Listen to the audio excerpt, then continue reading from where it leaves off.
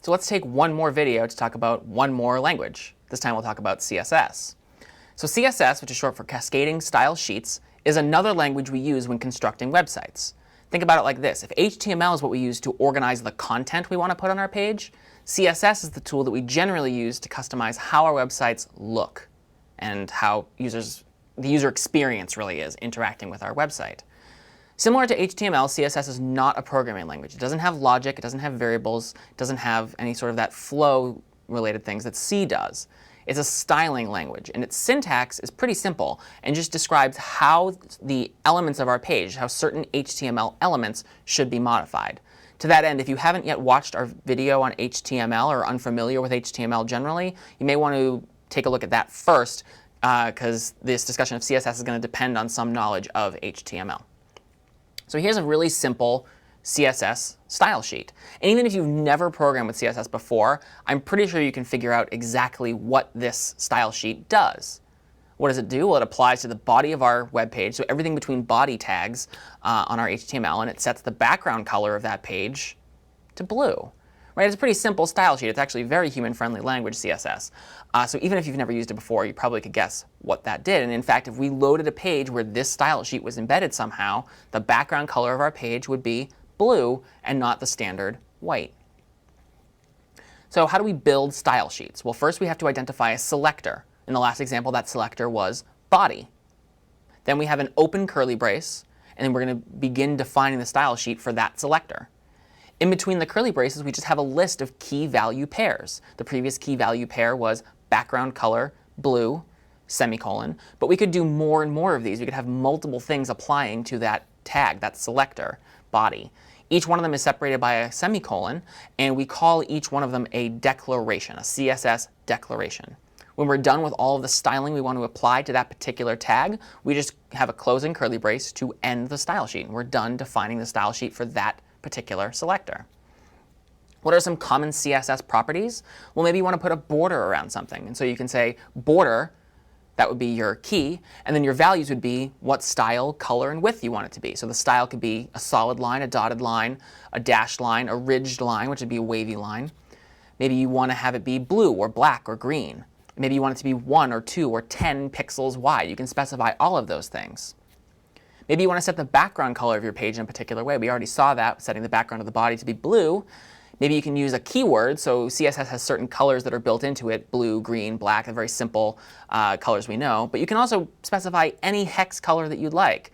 Recall that colors can be identified by a set of 3 hex numbers from 0 to 255, R, G, and B, the red, green, and blue component. And so we could specify any color we want by, instead of using blue or green or black, using pound and then 6 digits of hex, and that would give us the 6-digit color. So that's the background color. You can also have the foreground color, which is usually going to be the text of your page. And you could similarly do that with keyword and or 6-digit hex. So you can specify any color you want for the text of your page against a particular background color up above.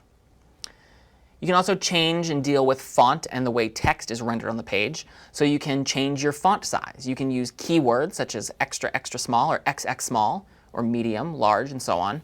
You can use fixed points, 10 point, 12 point, and so on.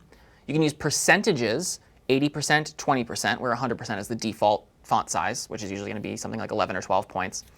Or you can even base it off of the most recent font size. So maybe you just wrote something and you know what you want is for it to be smaller, but you don't know exactly what size you want it to be. But you can just say font size smaller, and it will base off of the just up above its font size.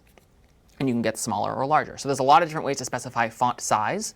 You can also specify what font family you want. If you have a particular name, there's a way in CSS, we're not going to talk about here, to define a very specific font and embed it into your page. You can also use generic names. There's a lot of web-safe fonts that are predefined in CSS. And if you're a user of Microsoft Office in the last 20 years, you're probably familiar with a lot of these web-safe fonts already. Times New Roman, Arial, Courier New, Georgia, Tahoma, Verdana, and so on. Those are all considered web-safe fonts. And actually part of the reason they came to be was to be used to make so that every web page had access to this default set of fonts with various serifs and all this font stuff we won't get into.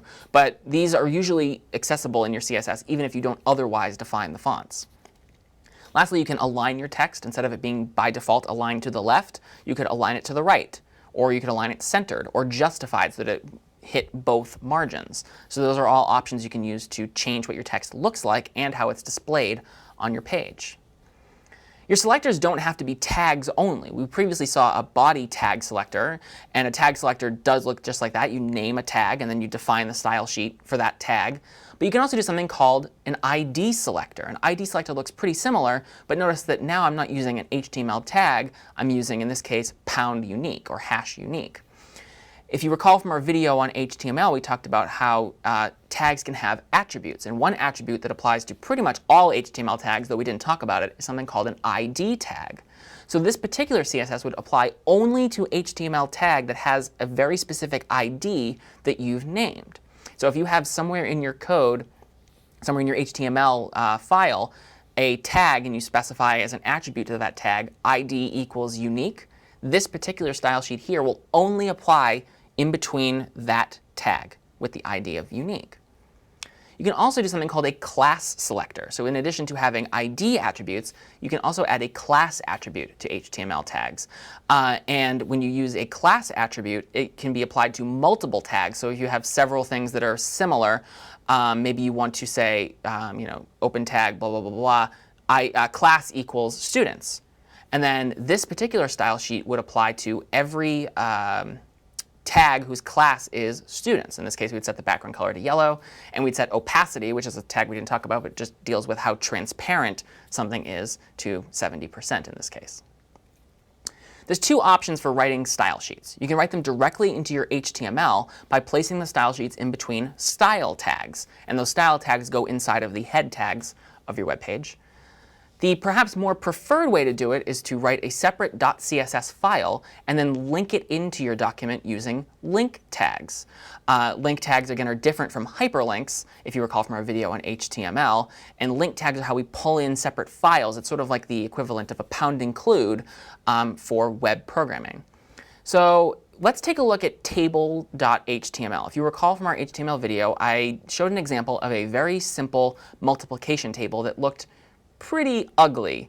And maybe there's a way to make it better with CSS, to make it actually look more like a multiplication table, or something that isn't just stuck together with no actual division between the rows and the columns.